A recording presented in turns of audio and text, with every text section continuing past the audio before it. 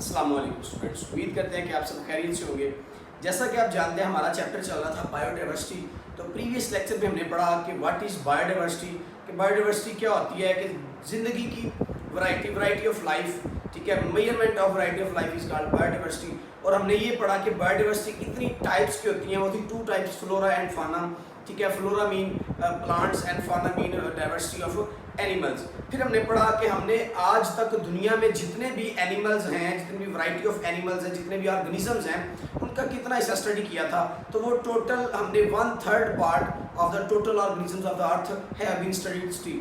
अभी तक जो है वो 3rd पार्ट हमने 33% ऑलमोस्ट स्टडी किया है। उसके बाद हमने उसको समझा कि बायोडाइवर्सिटी जो है कहाँ कहाँ पर किस किस रीजन्स में कितनी ज़्यादा पाई जाती है। तो वहाँ पर हमने समझा था कि ट्रॉपिकल रीजन में सबसे ज़्यादा बायोडाइवर्सिटी पाई जाती है, टेम्परेट में उससे कम है, इनके मॉडरेट होती है उसमें।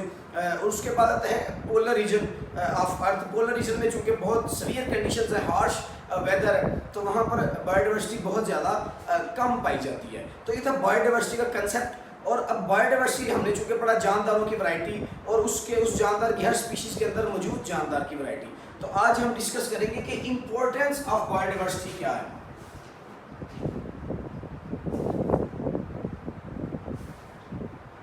इम्पोर्टेंस ऑफ बायोडाइवर्सिटी,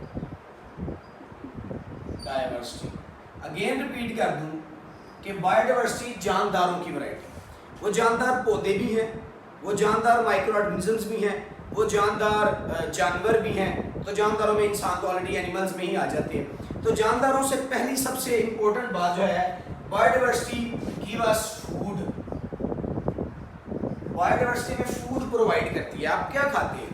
सब्जियां, दालें, तो वो कहाँ से आ रही हैं? पौधों से। अगर आप देखें कि हम क्या खा रहे हैं, गोश्त अगर खा रहे हैं तो गोश्त कहाँ से आ रहा है?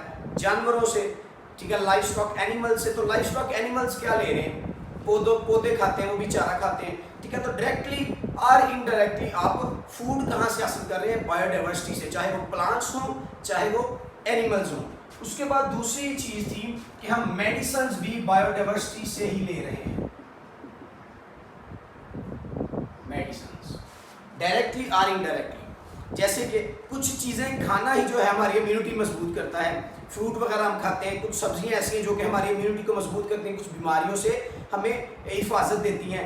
इनडायरेक्टली आप उनको लैब्स में तैयार करते हैं। जैसे हम जानते हैं कि बहुत ज़्यादा जानवर ऐसे जो पॉइजनस हैं, ठीक है, वो वैसे तो जहरीले हैं लेकिन वो हमारी मेडिसिन में यूज़ हो रहे हैं। प्लांट्स से मेडिसिन बन रही हैं, ठीक है। आयोडीन टिंक्चर जो है वो मादनियात से बन रही है। ये किसी और कैटेगरी में आ जाता है। हम बात करें बायोडाइवर्सिटी से जो मेडिसिन हासिल होती हैं, ठीक है। तो बायोडाइवर्सिटी प्लांट से भी हमें मेडिसिन मिल रही हैं और एनिमल से भी हमें मेडिसिन मिल रही हैं। उसके बाद आ जाते हैं हमारा industrial raw material. Industrial raw material. आप देखें कि अगर आपने कपड़े की सनत लगानी है तो कपड़े तैयार करने के लिए हमें क्या चाहिए? कॉटन। कॉटन कहाँ से आ रहा है?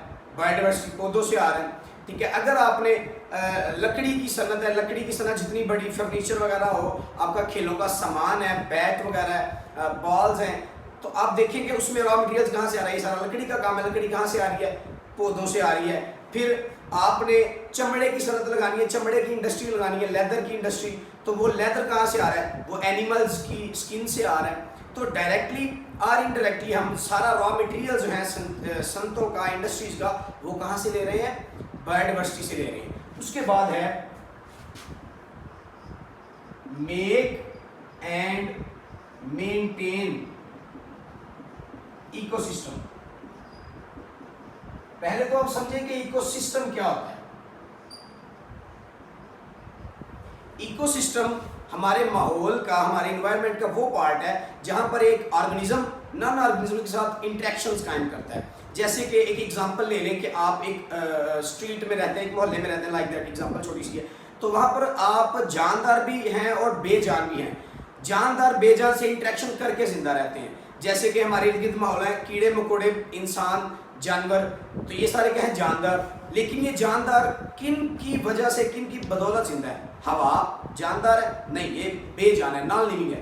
फिर पानी लिविंग है? No, it is non living. ठीक है, हवा, पानी, मिट्टी, ये 3 मेजर नॉन लिविंग फैक्टर्स हैं जिनकी वजह से लिविंग फैक्टर्स सर्वाइव कर रहे हैं।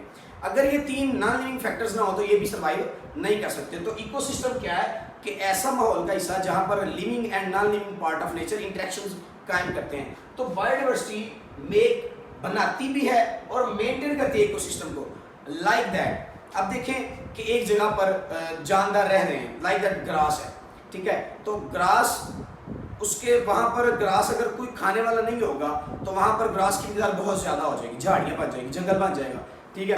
तो अगर उसको खाने वाला कोई होगा, लाइक रैट्स हैं या ग्रास हॉपर है, तो ग्रास हॉपर्स को खाने वाला कोई नहीं होगा तो उनकी तादाद बढ़ जाएगी। तो ये इकोसिस्टम को कायम रखने के लिए एक पूरी फूड चेन बनाई जाती है कि ग्रास हॉपर का शिकार करने के लिए बड़े जानवर होंगे, उनका शिकार करने के लिए कोई बड़े जानवर होंगे, ताकि एक चीज के अंदर लिमिटाइज ना हो जाए, ठीक है। तो बायोडाइवर्सिटी बनाती भी है और उसको फिर तवाज़न भी रखती है हमारे इकोसिस्टम को।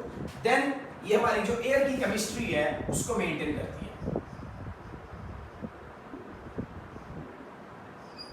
एयर की केमिस्ट्री क्या है, आप जानते हैं कि प्लांट्स क्या इनहेल करते हैं, प्लांट्स लेते हैं कार्बन डाइऑक्साइड, और जो एनिमल्स हैं वो क्या लेते हैं, ऑक्सीजन। ऑक्सीजन एनिमल्स ले रहे हैं और एक्सक्रीट क्या कर रहे हैं, कार्बन डाइऑक्साइड। अगर उस इतने ज्यादा इस पूरे प्लेनेट पे ऑर्गेनिजम्स हैं, जानदार हैं, एनिमल्स हैं, अगर वो सारे at that time carbon dioxide खारिज कर रहे हैं तो ऐसे तो पूरे एटमॉस्फेयर का टेम्परेचर इतना हाई हो जाएगा कि यहाँ पर रहना ही मुश्किल हो जाए। तो वो कार्बन डाइऑक्साइड कौन ले रहा है, वो प्लांट्स ले रहे हैं, ठीक है। प्लांट्स हमारे इकोसिस्टम के अंदर से कार्बन डाइऑक्साइड को सक करते हैं और इन रिवर्स हमें क्या देते हैं, वो ऑक्सीजन देते हैं। वो ऑक्सीजन हम यूज कर रहे हैं, हम ऑक्सीजन यूज करके क्या निकाल रहे हैं, कार्बन डाइऑक्साइड, वो कार्बन डाइऑक्साइड पौधे यूज कर रहे हैं। तो ये जो है हमारी एयर की केमिस्ट्री को मेंटेन किया हुआ है किसने, बायोडाइवर्सिटी ने, ठीक है। लास्ट जो पॉइंट है वो है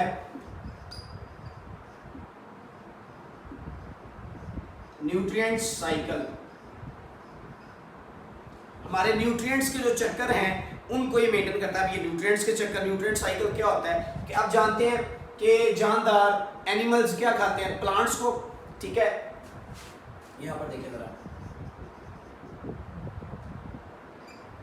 एनिमल्स क्या ले रहे हैं, प्लांट्स से एनर्जी ले रहे हैं। तो जब वो मर जाते हैं तो कहां जाते हैं, मिट्टी में, तो मिट्टी से